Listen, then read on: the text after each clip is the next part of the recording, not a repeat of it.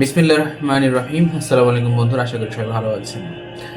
আমরা আমাদের লাইফে যত ব্যস্ততা দেখাই বা যত ব্যস্ত থাকি, আমরা ব্যস্ত থাকি ঠিক আছে, ব্যস্ত থাকার প্রয়োজন রয়েছে। জীবনে উপার্জন করতে হলে, টাকা পয়সা রোজগার করতে হলে, জীবনকে গতিশীল রাখতে হলে ব্যস্ত থাকতে হবে, এটাই নিয়ম।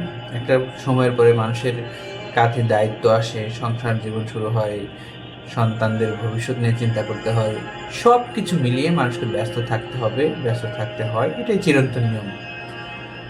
কিন্তু বর্তমান সময়ে আমরা ব্যস্ততা দেখাতে গিয়ে বা ব্যস্ত থাকতে গিয়ে আমাদের আসলে নিজের প্রকৃত জীবনকেই ভুলে গেছি।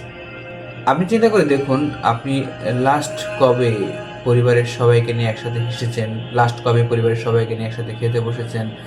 লাস্ট কবে পরিবারের সবাইকে নিয়ে কোথাও ঘুরতে গিয়েছেন বা কোনো একটা ইভেন্টে অংশগ্রহণ করেছেন? বা লাস্ট কবে পরিবারের সবাই মিলে এক জায়গায় বসে খুব ভালোভাবে আড্ডা দিয়েছেন, যেখানে সবাই নিজেদের মতন করে মন খুলে কথা বলেছেন? এরকম লাস্ট কবে হয়েছে আপনি চিন্তা করে দেখুন।